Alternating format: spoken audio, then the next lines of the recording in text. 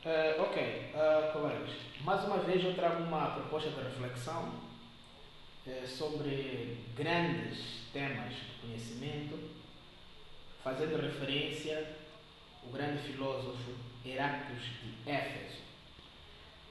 Eh, Este filósofo tem marcado, ou seja, marcou a época filosófica, tendo em conta a complexidade das suas abordagens. Dizer que o Heráclitos ele nasceu, não é, na cidade de Éfeso, não é, região jônica da costa da Ásia Menor, que atualmente de certa forma é designada pelo Éfeso, não é, na Turquia. Dizer que os seus textos atualmente foram difundidos por um dos grandes biógrafos, que é o Diógenes de Laércio, que viveu no século III depois de Cristo.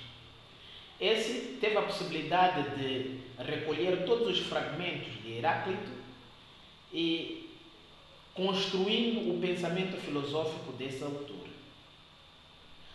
Heráclitos viveu durante um período consideravelmente destacado pelo emergir de grandes filósofos e um dos períodos que de certa forma despertou, não é, o mundo filosófico com as suas ideias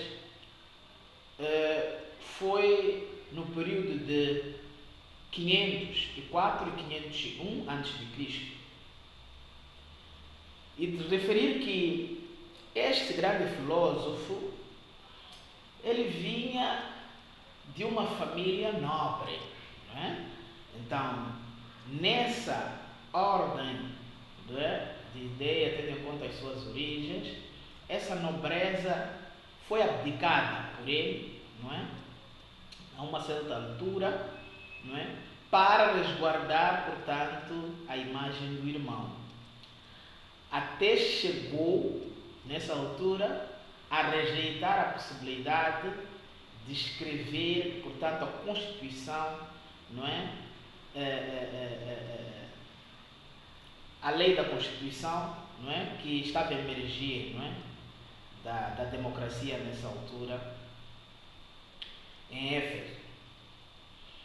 Bem, Heráclitos não teve uma formação, ou seja, a sua formação é desconhecida, não é? Mas ele, por sua vez, ele se considera um autodidata, porque aparentemente ele dizia que todo mundo, não é? Ou seja, filósofos daquela época deveriam saber o que ele sabia, não é? E isso fez com que, de certa forma, ele tenha sido considerado o obscuro. Por que o obscuro? O obscuro porque ele era um filósofo solitário.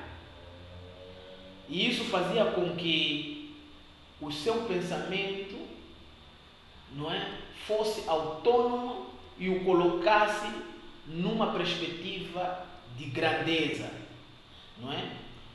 Uma vez que de certa forma ele não dava importância, não é, aos poetas e filósofos daquele tempo.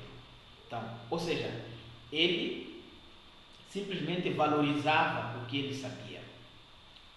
De acordo com Diógenes, o Heráclito tinha uma vida muito solitária, não é? E a sua opinião era negativa sobre os assuntos humanos. E ele acreditava que muitos intelectuais, como Êxodo, Pitágoras, precisavam de aprender, portanto, todo aquele conhecimento que ele possuía.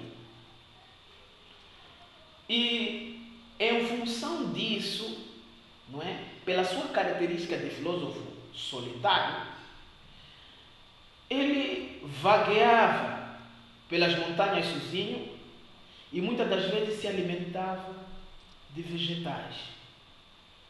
E isso foi destacado por alguns historiadores que este seu nome, não é, de filósofo obscuro, foi dado em função, portanto, da sua obra, não é, que na altura ele destacou como sendo, não é, sobre a natureza.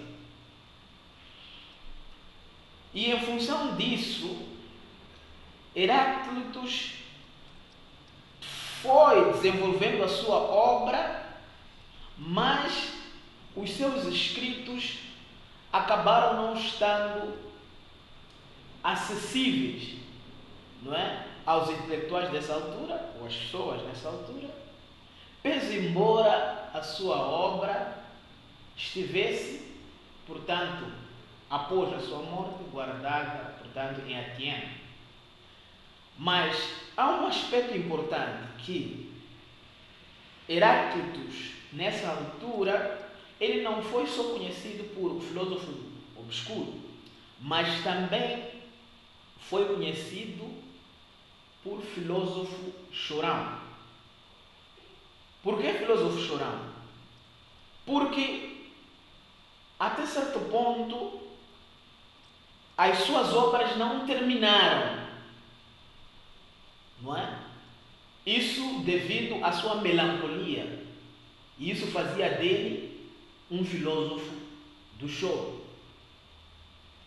Ele acabou se destacando pela sua complexidade discursiva, não é? Nos seus escritos, que hoje acabamos por verificar, quer dizer, ou seja, os seus pensamentos são considerados pensamentos que caracterizam a filosofia moderna, não é? Então, essa complexidade o caracterizou, mas grandes filósofos atualmente têm trabalhado, portanto, com os seus escritos, fazendo dos seus escritos, portanto, uma referência da filosofia. Bem, hoje nós trazemos, portanto, uma abordagem desse grande filósofo que marcou, não é, a filosofia pela complexidade dos seus discursos ou posicionamentos relativamente, portanto, à filosofia. Ficamos por aqui e poderemos, portanto, trazer em discussão outros aspectos relacionados a grandes filósofos que marcaram, portanto, das diferentes épocas. Muito obrigado.